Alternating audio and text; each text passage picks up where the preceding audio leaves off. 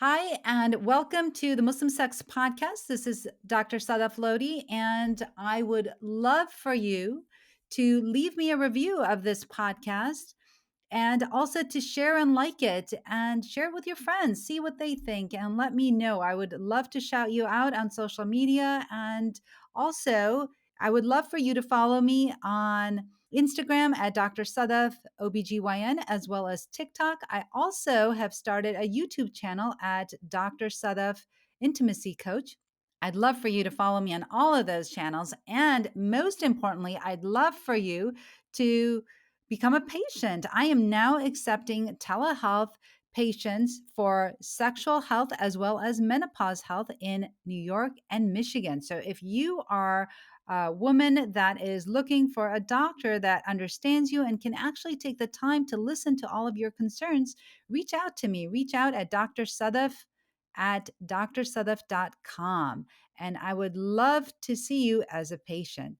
And now for the episode. I'm an American board certified OBGYN, a mom, a Muslim, and I'm talking about sex. This is the Muslim Sex Podcast. Well, welcome to the Muslim Sex Podcast. Yay! And I am so excited because this is my year-end podcast. And can you believe that I've been recording now for 2 years? What the heck? I know, right? Like that time just flew, and who knew? But I am totally loving it. And if you look at the episodes from the beginning, when I first started, boy, is there a difference. I'm not even looking up from my notes. And now, thank God, because I've been doing this a little while, I feel a little bit more comfortable. So I'm really happy to be here. And I'm so excited that you're here because today you are in for a super treat. What I'm going to do, it's going to be so different from any of the other episodes because we are going to run down the top 10 episodes of the Muslim Sex Podcast for 2023.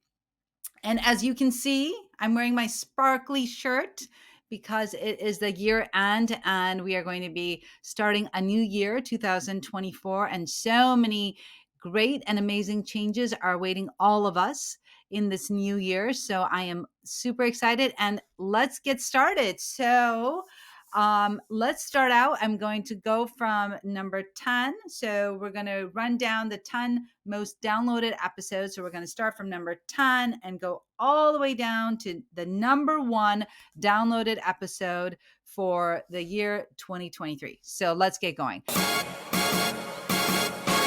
Coming in at number 10 is the episode with Dr. Andrea Wadley. Yay! So this was the episode on postpartum changes, and Dr. Wadley is a pediatrician and breastfeeding consultant. So in case you missed that episode, it is super good and so important to watch, especially if you just had a baby and you're kind of worried about, what changes are happening with your body and how intimacy is related and, what you can do for breastfeeding and all this stuff. And Dr. Wadley is also available for a consultation if you're interested in lactation. So she would be an amazing resource for you to reach out to. And oh, by the way, I just want everyone to know that as I discuss the episodes in the show notes, Alan, my podcast gentleman who helps me edit all my podcasts, is kind enough to write all of the episodes down. So you'll be able to click on that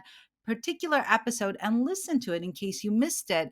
And you're like, oh man, where's this episode? I really want to hear it. You'll have all 10 episodes in these show notes. So make sure you look out for that. So if there's an episode that you missed that you want to go back to, or, something that you want to share with your friend and say, hey, listen, I just heard this and it's an amazing podcast and I want you to listen to it too. You can forward that link to your friend. So again, let's go back to Dr. Wadley. So Dr. Wadley in this episode talks about everything you need to know about postpartum changes from breastfeeding to effects on intimacy. Dr. Wadley talks about what she does and gives her expertise. And during this discussion, gives us a clear view of what's going on during the postpartum changes. So she and I, me being an OBGYN, and she is a pediatrician and a lactation consultant, she goes in and delves into all the changes. So it is a super great episode. So make sure that if you missed it, you go in and you take a listen. By the time you get to the evening and you're exhausted, your spouse has maybe worked all day, you've taken care of the baby all day, maybe you have other kids and you've been doing all those things, you're exhausted, you're tired, right? So date nights are wonderful. You can get a babysitter, have a date night. It's also okay to take advantage of nap times. So like on a weekend, if your baby's napping, that is a perfect time to, have some intimate time with your husband. And, it doesn't have to be necessarily sex, but it can be, time alone and time together and focusing on each other instead of, worrying about the things of parenthood. And then, because of the way the hormones are behaving in your body and causing symptoms, things like lubricant or vaginal estrogen is something you could bring up with your OB-GYN. So in the early days of breastfeeding, when your estrogen is just so low that all of those things are dry and painful, some of those additional support during that time will help you. And then as your estrogen starts to come back to normal, your baby's getting older, you're tired and busy, and just making sure that you're making time for that to be a priority in your relationship with your spouse or your significant other.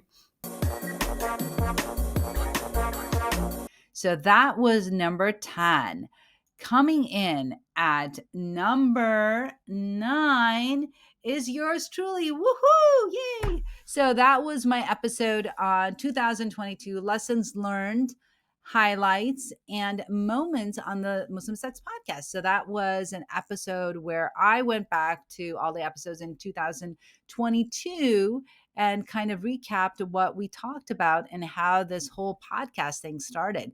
So, in my 2022 lessons learned, highlights, and moments on the Muslim Sex podcast, I went down and kind of broke down some of the highlights of the first year and some more of the details on those topics, and just went over what I talked about, why I started, and all of those things. I think if you remember, if you were with me in the first season, in the first year, I did a lot of just really the obstetrics and gynecology, kind of like the basics, like the 101.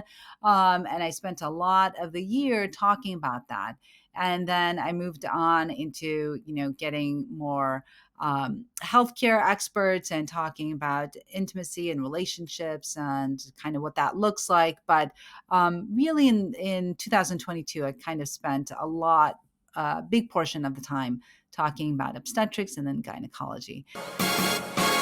So, throughout the podcast, I've spoken a lot about obstetric issues and also about gynecology issues. And then, as we approach toward the end of the year, I spoke a lot more about mental health issues. So, for example, anxiety in relationships, and we talked about focus, we talked about well being, we talked about postpartum health, and we talked a lot about different sexually a lot of different topics regarding sexual health. But some of the other episodes, which I think people were very interested in, was regarding childbirth and postpartum health. And again, that episode about postpartum health was very, very important because we don't have very much information. There isn't a lot of information about postpartum health. As OBGYNs, we're so good about taking care of the mom and the baby while you're pregnant. But then really, once you have the baby, who's checking in on you? Who's asking about your mental health? Who's asking about postpartum depression? Who's asking, are you okay? Do you need any help? And so I feel that as OBGYNs, we have a lot of work to do in terms of making sure our patients are okay and they're feeling well after they have their baby. Because as you know, for those people that have had children, it really rocks your world. I mean, in the best sense of the word. I mean, it's really a lot of work. So, props out to all the parents out there that are having children and taking care of kids, because it is definitely a lot of work. So let's go down to number 8. all things fibroids with the fibroid doc, Dr. Charuba Prabhakar.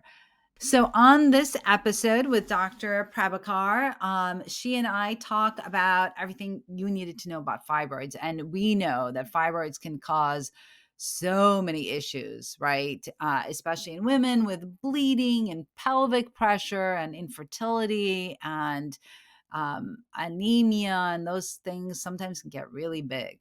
So it was a fantastic talk with Dr. Prabhakar. And because she is a minimally invasive surgeon that is out in California, in Northern California, she can help you out and with your fibroids, and or maybe she can even save your uterus and just take out the fibroids. What we talked about in that episode was what it was like living with fibroids and what are the common symptoms, and then ways that they're diagnosed and how they can be treated and managed. So that is a really good episode, especially if you have fibroids or know somebody that has fibroids that may benefit from that, because we know that they can really wreak havoc on a person's life, especially with the bleeding. So, and oftentimes it's a reason why people get hysterectomies. So just be sure to check it out if you know anyone or just want to check out the episode, because it was an awesome one. So let's talk a little bit about maybe we can, and you can tell the viewers about what exactly fibroids are for those women that, are lucky enough Yeah, not to have so our fibroids. uterus, or colloquially known as, the womb, is made up of smooth muscle. And fibroids are essentially balls of smooth muscle that grow on the uterus. And so they are almost always benign. Very rarely do they turn into cancer or anything like that. They're usually benign, and a lot of women don't even know they have it. But it's actually really common. 80%, 80 to 90% of all women are diagnosed with a fibroid by the time they're age 50. So it's really Wow. common. It's way more common than you think. I Yeah, didn't know it it's was really that common, common. and a lot of times you don't really go looking for it unless you're having problems, and then you're getting Sure. scans and other testing to find out that, oh yeah, I actually have a fibroid. So, okay. So, coming in at number 7 is the biopsychosocial model with Dr. Uchenna Osai. So, she goes by UC Logic on her Instagram, and her Instagram is so fun and entertaining. She really makes sex education really interesting. And I just love watching her episodes. But on this episode, when she came on with me, she and I talked everything about sexual health and how to take a proper sexual history, and using the biopsychosocial model, which is usually the model that we use in sexual health, because we know that anytime somebody has issues with their sexual health, it's more than just let's say just their anatomy, right? A lot of times it has to do with what's going on with them. So it could be like a medical condition that's affecting their sexuality. It could also be like their mental health, like anxiety or depression or something like that. That's also affecting a person's sexuality. And then socially, kind of what's happening. Did they grow up with sex negativity? Are they a single mom? That's struggling. Are they experiencing a lot? Have they experienced trauma in the past? So, really important to kind of use that biopsychosocial model when doing a sexual history intake for a patient. So, that's what we did there. So, that was coming in at number 7. The biopsychosocial model is a departure from that. I call it a departure, or we can think of it as an additive.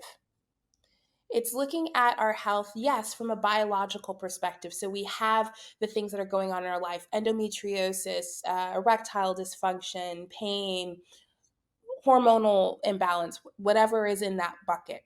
But then we also have to look at it from that psychological perspective. What's happening to us emotionally, right? Do we have a history of trauma? Do we have anxiety, right?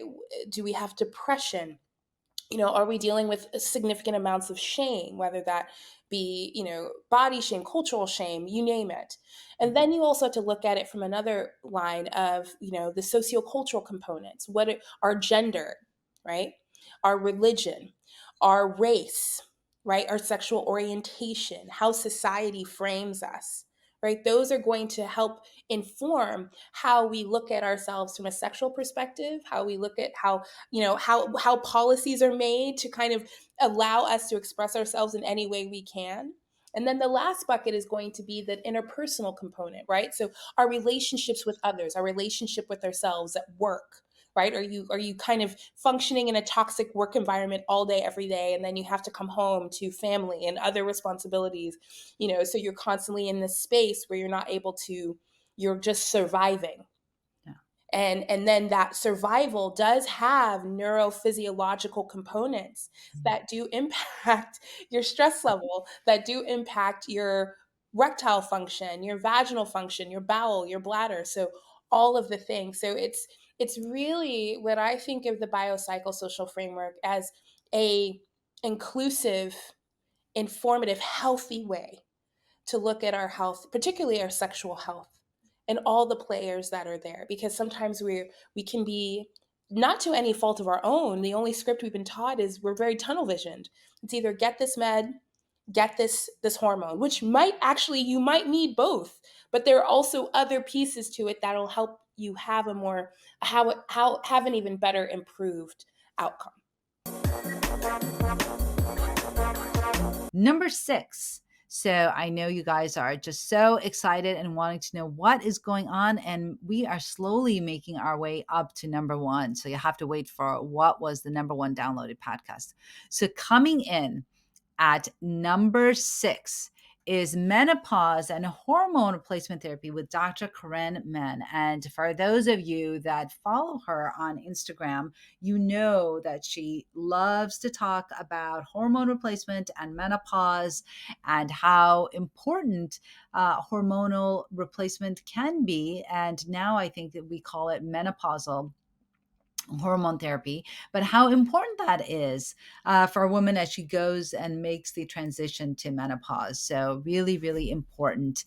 And she talks about, right, hormone therapy and menopause and how women have been misled about menopause and how hormone replacement really works and much more. So if you are a woman that is going through perimenopause, menopause, and you're not quite sure, what to make of all the symptoms and things that you're experiencing, make sure you check out this episode because it is jam-packed with information and what you can do and how you can advocate for yourself as you go through menopause and perimenopause. I can't tell you how many women come to my practice and they're crying. They're like, I can't have sex with my partner. I have lost all my sex drive. It's impacting my relationship. And I'm like, are you having these physical symptoms of menopause? Yes. What did your doctor tell you? Use lube. And I'm just like, oh, and it's because of this messaging. Doctors and patients are like, oh, estrogen, no. But it doesn't even make sense. I'm like, come on, we're doctors. We need to level up a little bit. Yeah. Yeah, no, that's such great information. And I love the way that you broke down all that research and everything that's, come about since that study. I think that's so important to understand and know. And, even as a patient, right, you can go to your practitioner and after listening to this podcast, you can tell them that, no, this is what the research shows now. And this is where we're at. And, it's important to be treated if you do not have a contraindication. It's even more so important to be treated because it impacts every aspect of your life, right? Especially the cognitive function part of it. I mean, It's so fascinating. I'm like in perimenopause and I feel like I'm in a constant state of brain fog. So yeah. Well, it's so it's super interesting, and I want everyone to know this. And there was just a study that was out that I TikToked about actually. You've inspired me with the TikToks because I love your TikToks. They're so informative and amazing. But this is super interesting. Estrogen is neuroprotective. Do you know 2/3 of Alzheimer patients are women? 2/3. Okay. Because we're living longer. Well, a couple of things. They're living longer, but this is super interesting. Men have an andropause, right? They do slowly lose the testosterone, but at a much later age than women. And what women don't understand is that testosterone in a man is converted by his fat cells to low levels of estrogen, which is very helpful on a man's brain too. We both men and women have estrogen and progesterone. But the difference between men and women, and this is like standard science, that is the Alzheimer's Association, any professional organization, they know that women, because they lose their estrogen decades before men ever drop their estrogen in their brain, because of that, that loss of estrogen is the single biggest reason why women are, the majority of Alzheimer's patients, right? Wow. So age and being born a female are the two biggest risk factors. Age and being, so Amazing. you're right, women are living longer, but they're living longer in an estrogen deficient state. All right. So that was episode number 6. Coming in at number 5. So here you guys all told me why it's so important to talk about comprehensive sexual education. And so I had this conversation with my good friend Salim, who is in Finland and has an ed tech over there. So Salim is the founder and CEO of the Assessment Fund, and he has a company called the Lincoln Method. And so, anyways, he talks about why it's so important to invest in education and ed tech, and really how that solves a lot of our education problems and really access to education, right? So, how cool is that that he has a school that is like K through 12, but it's all virtual and all online from tutors that are from all over the world. So, really cool episode. And really, we talk about the importance of sex education and why that's important to you and why that's important if you are a parent that has children, and how you can start talking to your children about sex education as well. So, we talk about the issues that sex education can present, not only in more conservative and faith based communities, but also in the modern problems we have, and just discussing the real importance of having those conversations and having comprehensive sexual education in our schools and why that's important. So, really, really great episode there. Trying to study how can we facilitate a dialogue between the parent and the child, right? Because Right. especially if you're coming from the Muslim community, not only the Pakistani community, this is a very personal thing, right? And every family will look at this from a very personal. Right. Some parents are very progressive, so they would talk about this in a more open setting, and some parents are very, very conservative, and it is a complete taboo issue. So the thing over here is, even though it might be a taboo issue, it needs some kind of a discussion. So what kind of a course, or what kind of a discussion, or what kind of, town hall, dialogue needs to be started, so that, number one, it's respective of the local norms, right? Absolutely. And it is at the same time providing the relevant information to the audience. And I think that young adults, it's I don't have the data or the statistics on this, but I would not be surprised if if the majority of the data that is being generated is not taking into account an individual going onto the internet and exploring stuff by themselves, right? Through various Absolutely. through various sites. And then a lot of these kinds of discussions are happening in chat rooms that are just not being monitored, so data cannot be collected from them, especially when it comes to peer-to-peer engagement, right? Right. I know for a fact that sexting is a very, very big epidemic within the younger generation, and then you have all kinds of images that are being that are flying around from one phone to another, and so on and so forth. So instead of having I think what the Muslim community over here has an opportunity to do is, we have an opportunity to address the dialogue that is taking place in the peer-to-peer level, and bring it into a more mature, so that it's being discussed with an adult in an adult manner, right, in a mature setting, taking into account the local uh, and the cultural intricacies. Coming in at number 4 for the year in terms of downloads, we have anxiety in relationships. And I think this was, I love all my episodes, and I really appreciate the time that the physicians and the thought leaders take to come onto my podcast and talk about what they do and talk about how what they do affects relationships and intimacy. And Dr. Austin Sheikh came on, and he is a psychiatrist, a board certified psychiatrist that is based out in Northern California. It seems like everybody's in Northern California, right? But he is out in Northern California. And he talks about, and he actually did, he and I did 3 episodes. So it's a 3-part series about anxiety and relationships. And really how anxiety can affect your relationships, how it shows up, how it plays out in your relationships, and what you can do about that, and how you can really, try to see how, I don't want to say overcome anxiety, but how you can start to help yourself if you are experiencing anxiety in relationships, and then definitely seek out the help of a healthcare provider to help you with your anxiety. Because you definitely don't want anxiety to ruin your relationship, especially if you are with the one person that you absolutely love.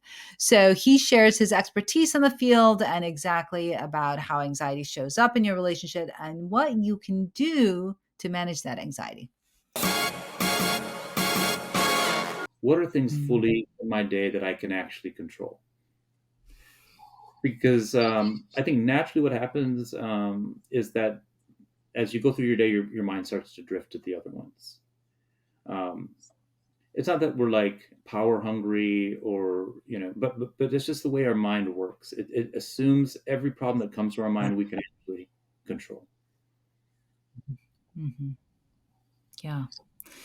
That's awesome. I was thinking while you were just talking about that, about mindfulness and how that plays into it, and focusing on things that what you can control. And that's also something that, I talk to clients and patients about in terms of like coaching as well, right? Because it's all about moving forward, but it's moving forward on things that you can do and not things on what, your spouse or anyone else, because you don't have any control over that. It's only what you do that you have control over.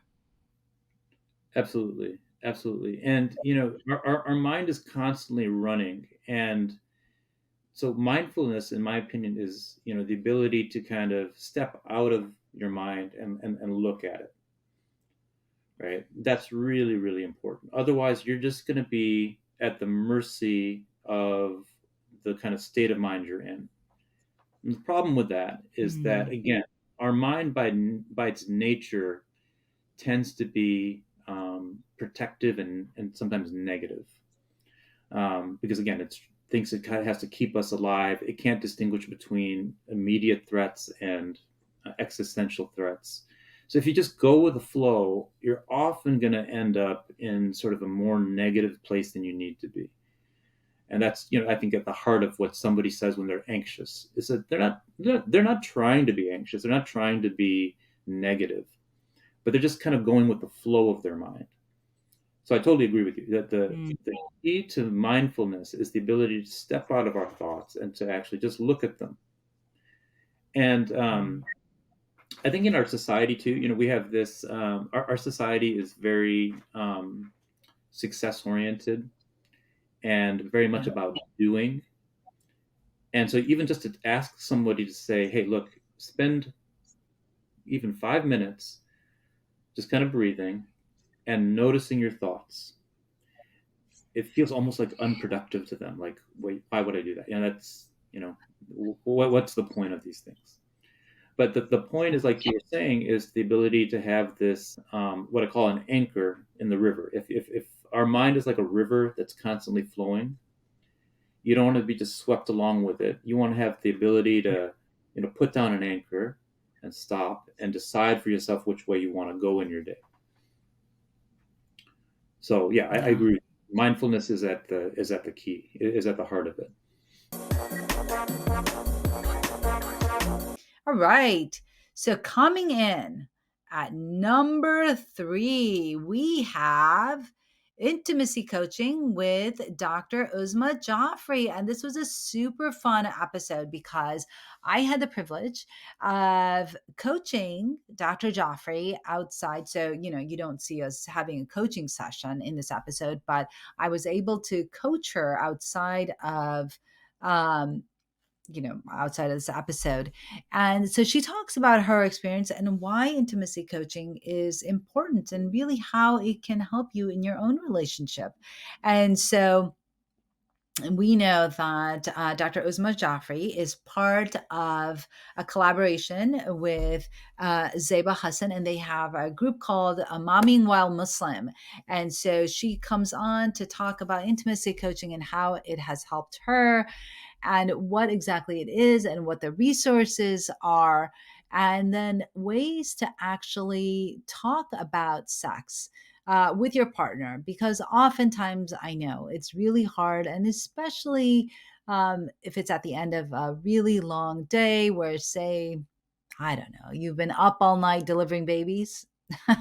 and and so it can become really, just like another task or another to do with your partner. And you probably may not feel up to it and may not want to do it. So, anyways, in this episode, we go about, talking and seeing ways that you may approach that conversation with your partner and how to not make it such a big deal, and how you can slowly incorporate doing small things in your relationship so that you can build that emotional intimacy with your partner and create a stronger bond. So that was a pretty cool episode. I'm not that petty. I'm not that superficial. And you're not, but it's that critical to set up, it's like, I do a lot of end of life care. And at the end of life, there's really only the F's left, right? Like food, fear, and that's it. That third one. So that's all we remember. It's very limbic. Our needs are very, very simple. So if you don't satisfy those very base needs, you can't build on top of it. So I encourage everybody to get willing to dig and get willing to get under the soil and get dirty and find out what the root is of your resentment, unhappiness, displeasure, dissatisfaction, angst, just overall, like, what's the point of anything?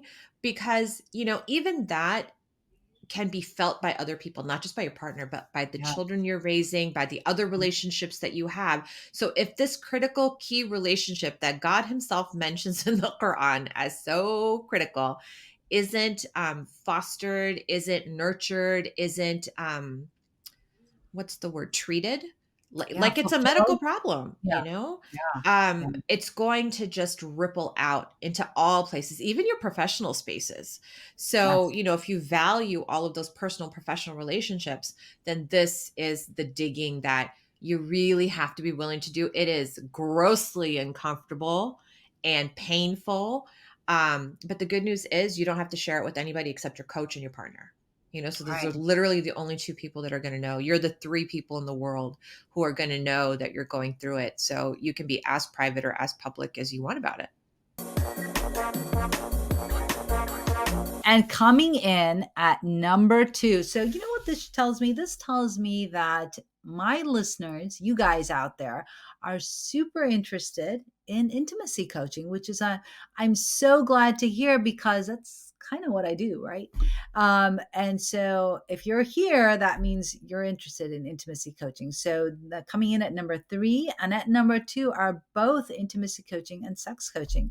And so the number 2 episode is Intimacy and Sex Coaching with Dr. Sonia Wright. Dr. Wright, another super awesome physician, and she has her own sex coaching that she does for midlife women. And she talks about how it's really important to have these discussions, which, we're talking about sexual health and intimacy with your partner, and how you can have those conversations and build a mutual understanding and trust in your relationships, so that, again, you increase that emotional intimacy. And we know, based on Rosemary Besson's research on the female sexual response that emotional intimacy is a huge part of the sexual response cycle in women. And, that really is integral. And a lot of women crave that emotional intimacy to build that bond, And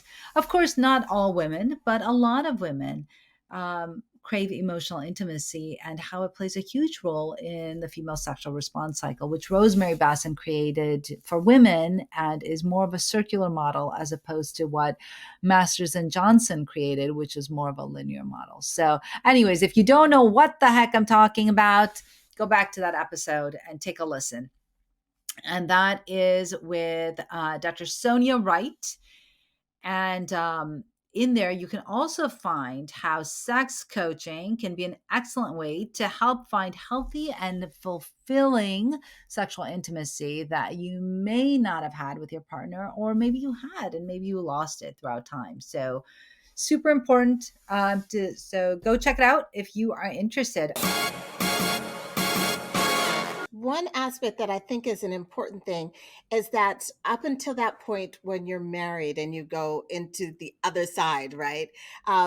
We often have been given information about don't engage in sexual intimacy, it's only for marriage. And so we don't know how to make that transition over to the other side. Yeah. I would say give yourself time and patience. As we talked about, there is the physical side of it. There's also the emotional connection that goes. And the emotional connection and the physical connection will both grow as time goes on. It's important to be able to be as comfortable as you can. If that means that you are able to talk to your partner ahead of time and kind of get a sense of what you would like to engage in at the beginning, that's something. If you can have that conversation with each other, that builds that trust, that connection, and that intimacy, and that's kind of the first step. And then you can go from there and explore each other's bodies now that you're married, and you have like the what is the word that I want? The stamp of approval. There's a better word for it, but that's kind of what I have. Like, just because you have the stamp of approval does not mean you have to rush into anything. There's nothing that says that you have the stamp and then boom, wham, bam, and it's done. It doesn't have to be like this. I think of sex and sexual intimacy as a beautiful gift, and kind of a sacred, beautiful gift that we get to interact and share with another human being. And since it's this beautiful gift, I do come from a place of reverence and from a place of really, it is a sacred act. It doesn't need to be rushed in any way. And the more there can be communication and touch and enjoyment in this aspect of it, and slow it down if it needs to, so that people are feeling as comfortable as possible. And then also give yourself time, because up until this point, what you've heard is that you don't engage in sexuality, and it's hard to change your identity in a millisecond, where you go from being a non-sexual person to being a sexual person. And there's not a lot of discussion about how women get to be sexual, right? How do we give ourselves permission to be sexual when we have not been sexual previously? Right. And so this is about shifting our identity over time. And also, it's very important to know how you think and feel about sex and sexual intimacy. Sex and sexual intimacy, as I say, it's not a bad thing. It's just within your culture. If it's religious beliefs, if it's something that you wait till after marriage, then that's fine. Like on the other side of marriage, we get to look at this as a beautiful gift and something in a positive light, and we get to work towards making that experience as positive as possible. So this is kind of allow it to take whatever time it takes. Have focus and see what your thoughts are around sex, because they might have been fear-based at one point in time. They might have been around the lines of taboo. They might have had negative connotations in the past. But as you shift into your marriage and your union with this other person, then you get to let it have a different connotation. And that's the beautiful side of sex and sexual intimacy. Okay, and drum roll. The number one episode that was downloaded the most amount of times in 2023 for the Muslim Sex Podcast was my conversation with Dr. Rachel Rubin, sexual health, wellness, and the clitoris.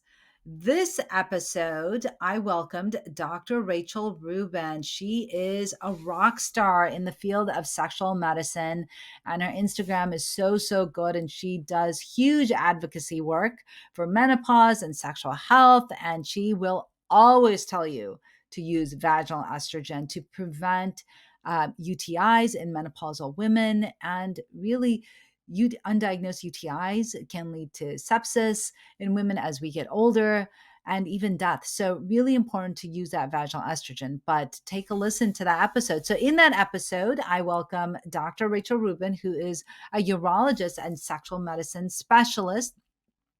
And we talk about sexual health and the clitoris, and her article that was written about her in the New York Times about what the clitoris is and how most physicians don't talk about the clitoris to their patients. And we know that that is the only organ in the human body that is solely created for pleasure and has more than 10,000 nerve endings. So we talk about that. And, she is deemed DC's premier clitorologist. Who knew that was a thing, right? But that's what she does and what she is famous for in the New York Times.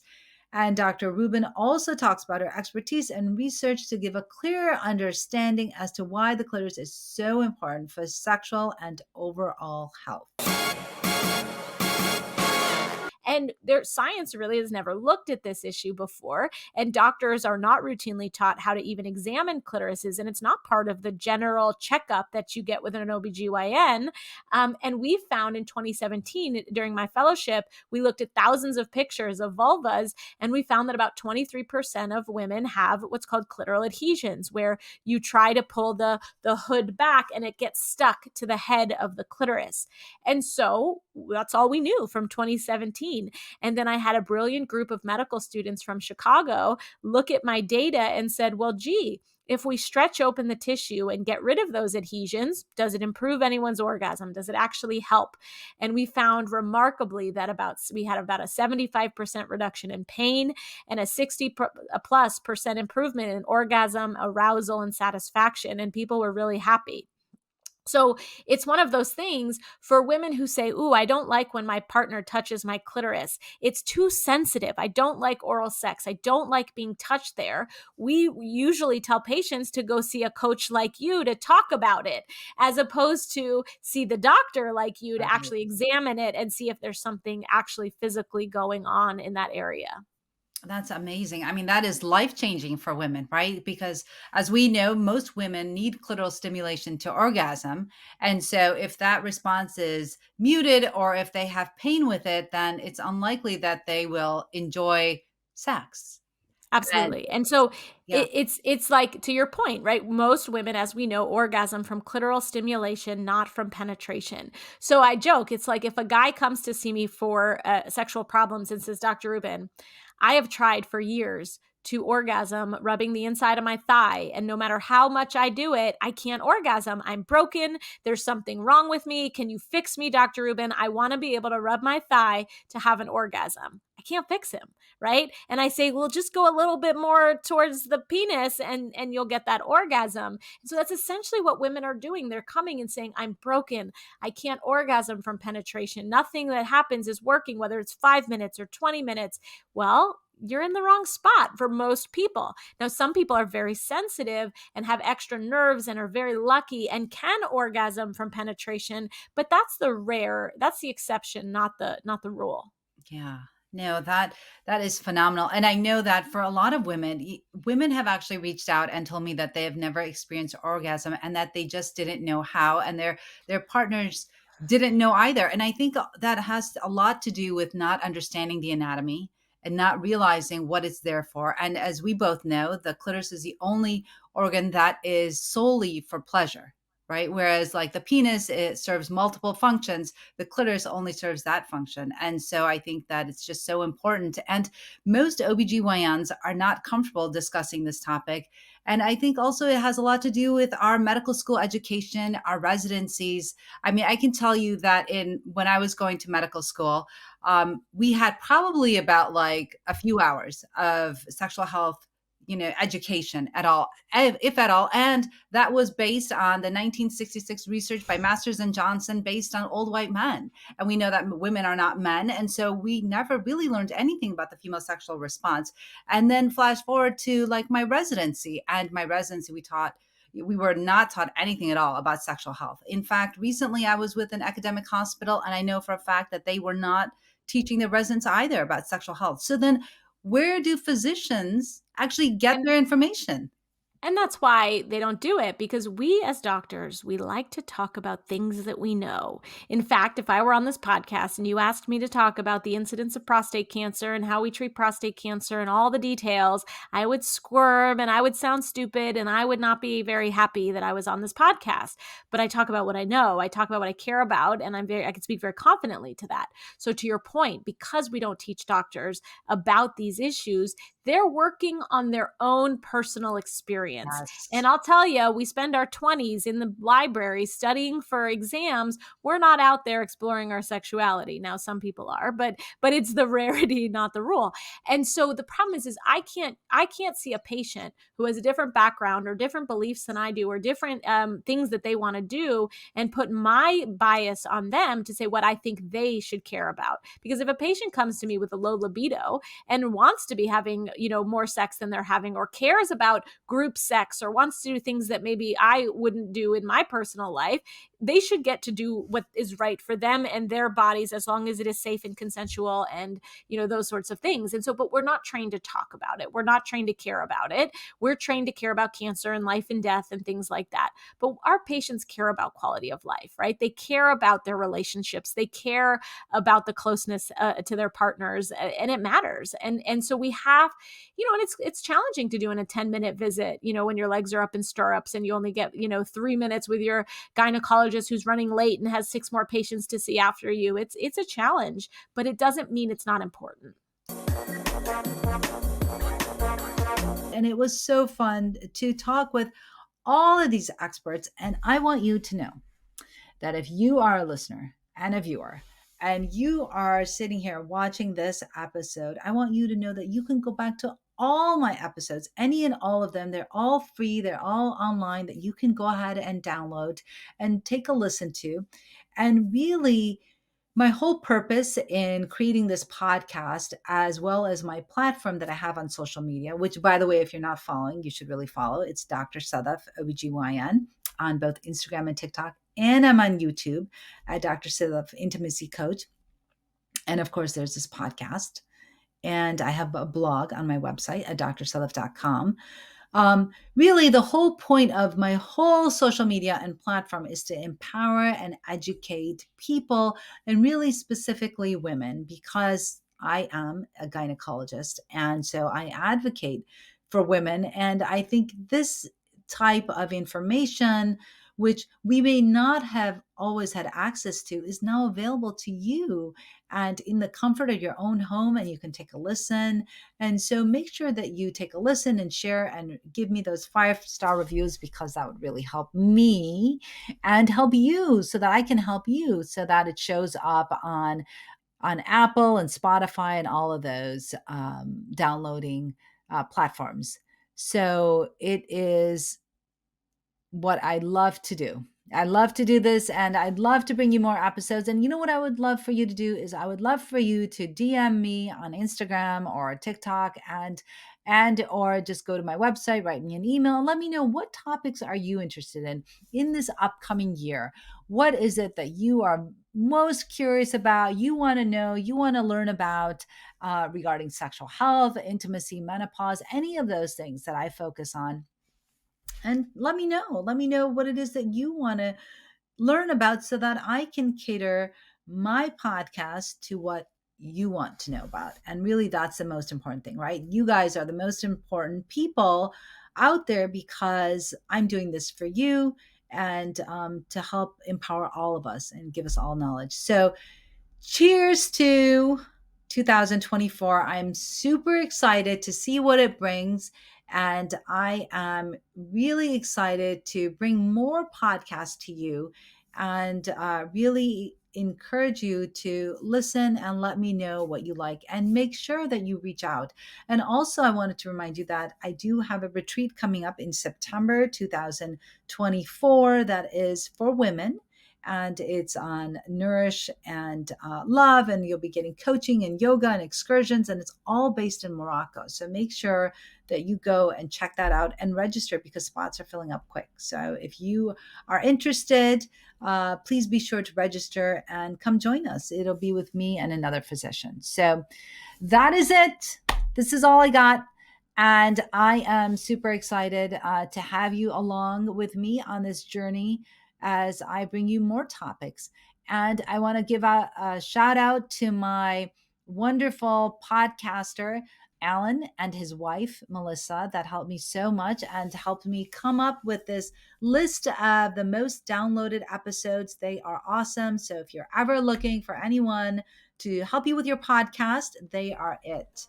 They are a super team. So anyways, thank you and Happy New Year. And I hope you have a fantastic New Year. And I'm excited for you to continue this journey with me.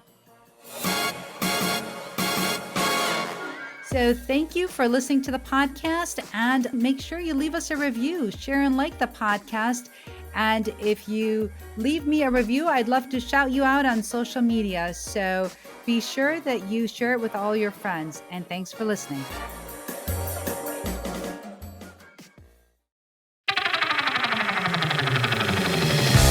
This show was produced by Pretty Easy Podcasts and made possible by listeners like you.